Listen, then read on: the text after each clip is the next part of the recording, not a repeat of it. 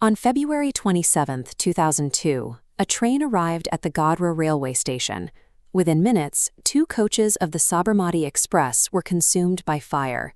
58 people were killed in the blaze, many of them women and children, most of whom were Hindu activists returning from Ayodhya.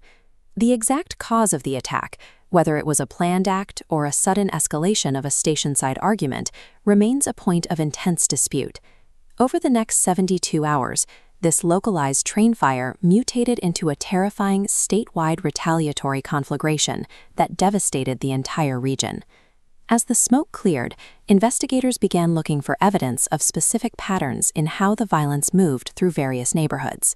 This initial tragedy became the catalyst for a decade's worth of religious bloodletting, specifically because the state's protective order appeared to vanish. From February 28 to March 2, retaliatory mobs took control of the streets. These groups arrived by the truckload in Muslim neighborhoods, carrying a distinct arsenal of swords, metal pipes, and pressurized LPG cylinders. Reports emerged that these mobs navigated the streets using pre-compiled lists to identify and target specific Muslim-owned homes and businesses.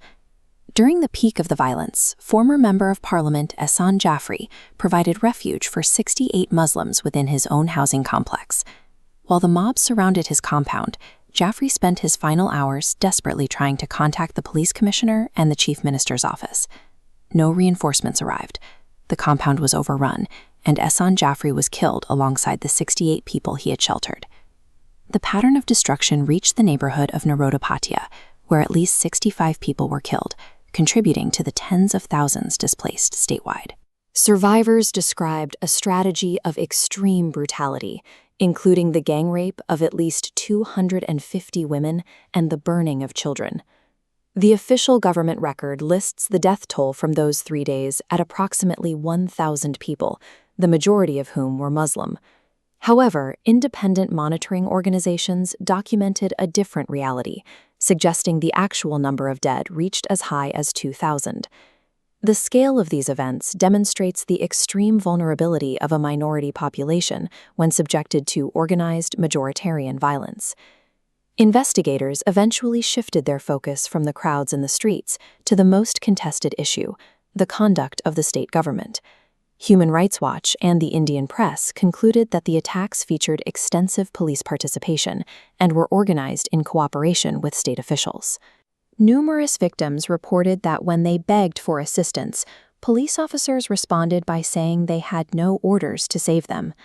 The National Human Rights Commission applied the doctrine of res ipsa loquitur, the thing speaks for itself, ruling that the state had failed to protect its citizens' constitutional rights. In a scathing critique, the Supreme Court compared the state government to modern-day Neros who looked away while innocent people were burning. These national bodies concluded that the state's failure to act constituted a total dereliction of its constitutional duties.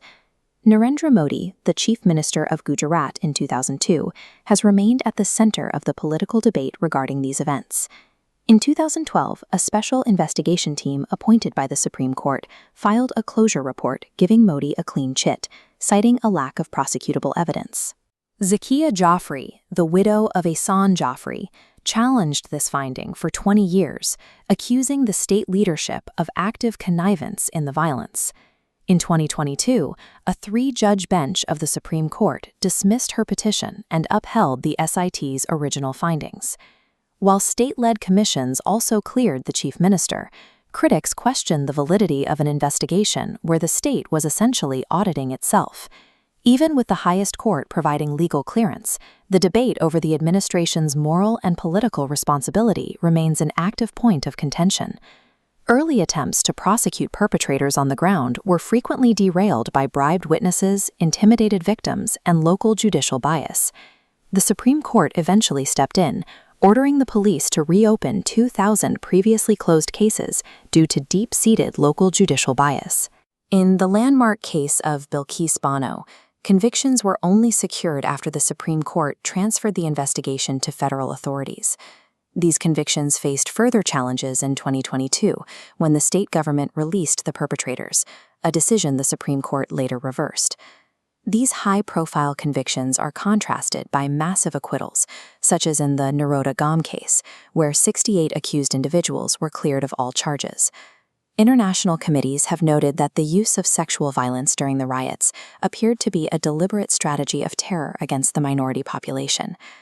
The events of 2002 serve as a permanent case study of the human cost when communal hatred meets a collapse of institutional oversight. The Supreme Court has provided its legal verdict, but the historical verdict on the state and its institutions is still being written.